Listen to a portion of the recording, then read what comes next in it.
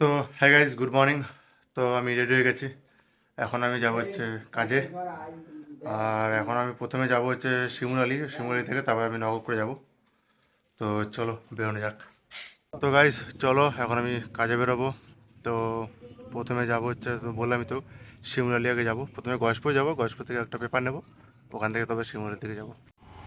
তো গাইজ দেখো, একদম পাকাপোক্তভাবে কাজ শুরু হয়ে গেছে। কালকে রাতে হচ্ছে এতটা পর্যন্ত কাজ হয়েছে, তারপরে আজকে রাতে আবার হবে। তো এই রাস্তাটা পুরো একদম হয়ে গেলে তো আমারই সব থেকে বেশি ভালো হবে, কারণ আমি বেশি যাতায়াত করি এই রাস্তা দিয়ে। তো চলো, ফেরার পথে হয়তো কিছু দেখবো না, কিন্তু কালকে সকালে আবার উঠে দেখবো যে আরো অর্ধেকটার বেশি হয়তো হয়ে গেছে।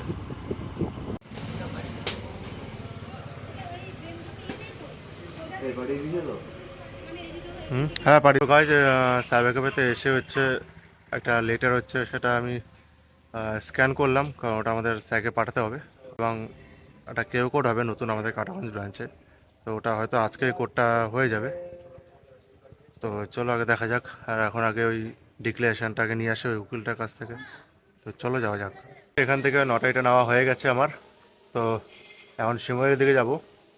তো চলো সেখানে যাওয়া যাক। তো এদিকটা যায় হচ্ছে শিমুরালি, আর এই সাইডে যায় হচ্ছে তোমার মদনপুর। তো তারই মাঝখানে হয়েছে আমাদের একটা নতুন সিএসপি। তো ওর সবকিছু হয়ে গেছে, প্রায় রং ইলেকট্রিকের কাজ সব হয়ে গেছে। শুধু এখন এখানে যে টেবিলটা রয়েছে সেই টেবিলটা আনবে, আর বাকি ডেকোরেশনটুকু করবে, তাহলেই হয়ে যাবে। তো গাইজ, আমি নগরকুড়া চলে এসেছি। তো নগরকুড়া এসে আমি একটা কিছু খেয়ে নিলাম, দুটো পরোটার মিষ্টি খেলাম। তো এখন আমি হচ্ছে যাব ব্রাঞ্চে। তো ব্রাঞ্চের ভিতরে গিয়ে এখন বসবো।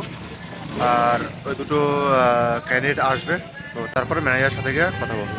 ওকে গাইজ, নগর উকরার কাজটা আমার হয়ে গেছে। এবার ওই নগর উকরার কাজটা করতে করতে আমার অনেকটা দেরি হয়ে গেছে। এখন প্রায় 3:45 বাজে।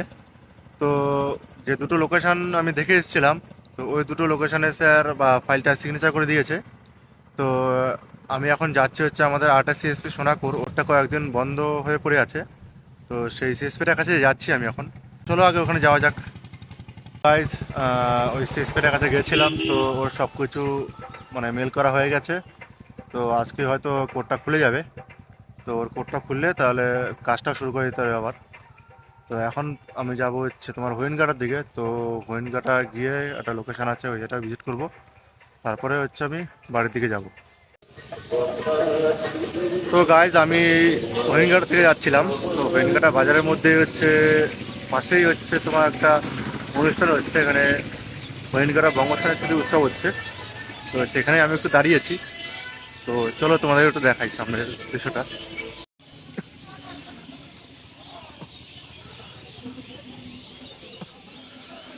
তো এখানে হচ্ছে হরিণঘাটা বঙ্গ সংস্কৃতি উৎসব হচ্ছে 2025, মানে 1432, যেটা বাংলায় আমাদের। আর আশেপাশে শুধু খাবারের স্টল বসেছে কত। চলো একটু সামনে গিয়ে দেখি আমরা।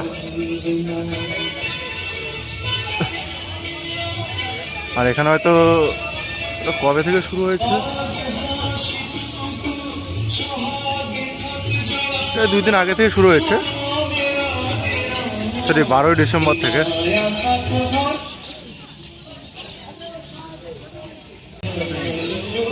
তো আর একটু পরে সন্ধ্যা হয়ে যাবে। তো আমি বাড়ি যাচ্ছিলাম। তো ভাবলাম একটু মেলাটা থেকে ঘুরেই যাই। সাইডে হচ্ছে প্রচুর দোকানপাট সব কিছু বসছে।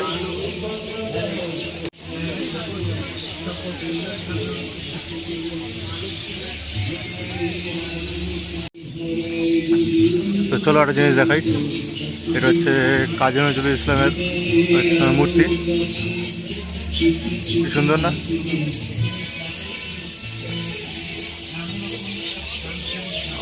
একটু করে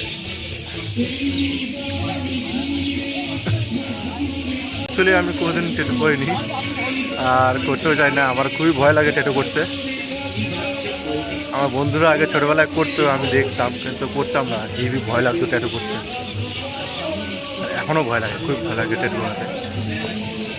তো আর অ্যাকচুয়ালি সেই জন্য করতাম না, কারণ আমি সরকারি চাকরির জন্য মানে পড়াশোনা করছিলাম। যদি সরকারি চাকরি পেয়ে যেতাম ডিফেন্সে, তো তখন আটকে যেত। তার জন্য আমি আর করিনি ট্যাটু। সেটাও একটা কারণ। তো এখন দই পাপড়ি, এখানে সব ধরনের পাপড়ি চাট পাওয়া যায় হয়তো। টেরির দোকান, প্রায় ছোটোখাটোর মধ্যে মেলাটা ভালোই। এখানে মধ্যে তান্দুরি জিনিস তৈরি করা হয়তো। তো গাইস, চারিদিকে এত ফুচকার দোকান না, আমার ফুচকার দোকান দেখে আমার জিভে জল চলে আসছে। আমি এখন দেখি একটু ফুচকা খাবো, কারণ জিভে জল চলে আসছে। ফুচকাটা তো খেতেই হবে না, চলো একটু ফুচকা খাই। তো গাইস, আমি মানে একটা ফুচকা দোকানে গিয়েছিলাম, সেখানে বললাম যে আমাকে 20 টাকা ফুচকা দাও, কিন্তু উনি পরপর খাইয়েই যাচ্ছে, আমাকে কিছুই বলছিল না যে কটা ফুচকা হয়েছে। এবার 7টা ফুচকা 20 টাকা। যখনই 8টা 9টা ফুচকা হয়ে গেছে, আমি তখন বলছি আমি তো গুনিনি। তো আমি বলেছি যে আমি 10 টাকারই 20 টাকারই ফুচকা খাবো। তা উনি বলছে যে আর 3-4টে খান, তাহলে 40 টাকা হয়ে যাবে। আমি তো অবাক হয়ে গেছি। আমি বললাম যে আমি তো আপনাকে 20 টাকার ফুচকা দিতে বলেছিলাম। তা বললো খেয়ে নিন না, হয়ে যাবে। তো আমাকে পুরো একদম বলতা না দিল, যেটা আর কি। ঠিক আছে, চলো, মেলায় একটু বেশি দাম হবেই। তো চলো এখন বাড়ি যাওয়া যাক।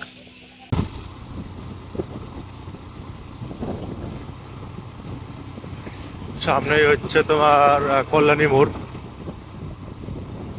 আর সামনে একটা চায়ের দোকান রয়েছে, ওই চায়ের দোকানটা দিয়ে আমি মাঝে মাঝে চা বিস্কুট খাই।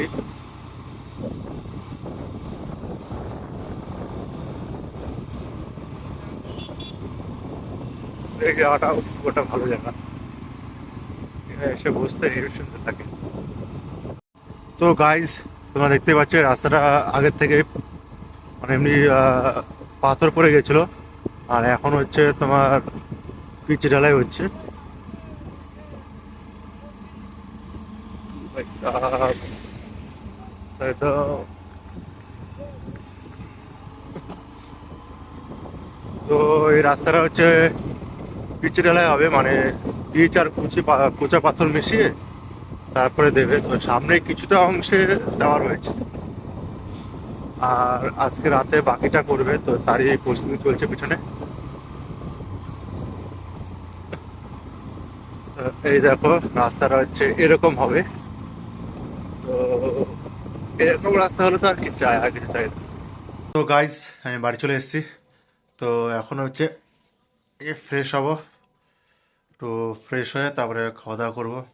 আর তোমরা যদি কেউ সিএসপি নিতে চাও, তো আমার সাথে যোগাযোগ করো। আমার মেল আইডি হচ্ছে ডিসক্রিপশনে দেওয়া থাকবে, তো সেই মেল আইডিতে আমার সাথে কন্ট্যাক্ট করো।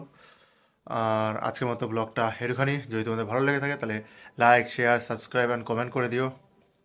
ওকে, বাই।